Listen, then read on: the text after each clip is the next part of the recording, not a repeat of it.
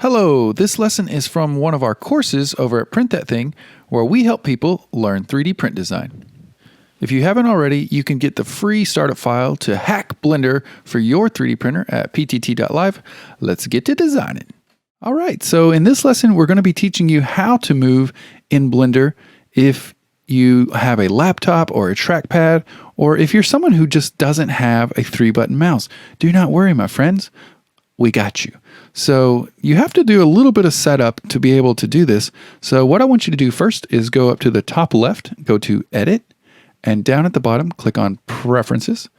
And you should see your preference windows pop up. And on our preferences, you want to go to Input and Emulate 3-button mouse. So go ahead and check that.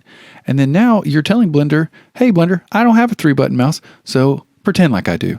So that's what that button does. Also, if you're on a smaller laptop that doesn't have a full keyboard, or you're missing that that number pad on the far right side, then you can also emulate numpad. And that's just saying, hey Blender, I don't have a numpad. Use the 1, 2, 3, 4, 5, 6, 7, 8, 9, 0 at the top of my keyboard. So that's what that button does. So you can do that as well. I'm going to turn it off because I have a full-size keyboard. But yeah, make sure you have this selected and then hit Save Preferences and close it. And so what I want to stress is always, always, always move your view. The more comfortable you are with moving your view, the better designer, I believe, you're going to be. So, like I said before, you can use this little widget. You can click on Z or X or Y to kind of, move your view around, but that's kind of like the slower way. I mean, you can use that. There's nothing wrong with that, but I want to show you how to do it with your mouse so you can just move as quick as you would think. And you don't have to go over here to do it. So to do that without a 3-button mouse, all you want to do is hold Alt on your keyboard and click with your left mouse. And looky there, you are moving and grooving all around. You're actually orbiting around this little center dot right here. So that is how you orbit your view. So everybody practice that. Just hold Control and then left click.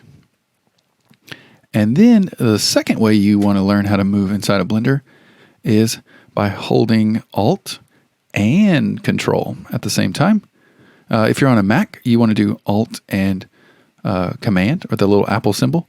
But if you're on a PC or Linux, do Alt Control, and then that is your zoom. It's kind of like a nice slow dolly zoom. So everybody try that, just Alt and Control, and that will let you zoom. And then if you have a trackpad, you can also just scroll like that on your trackpad. Like I'm just doing like a 2-finger slide on my trackpad. It's a little faster, you don't have as much control, but Alt and Control with a click will give you that nice slow zoom. That's what you want. And then so everybody practice that. Just get some nice zooming on. And then the last way you can move here is hold Alt again. Alt is like the power button. So hold Alt and then now hold Shift and click. And now you are panning. So essentially you're like grabbing the monkey and just sliding it left down or left, right, up and down. We're not orbiting here. We're just grabbing it and sliding it. So everybody practice that. It's Alt and Shift, and that is a pan. So now what I want you to try is mixing these all together. You can do it in any order, but the goal here is just to practice orbiting, practice zooming, and practice panning.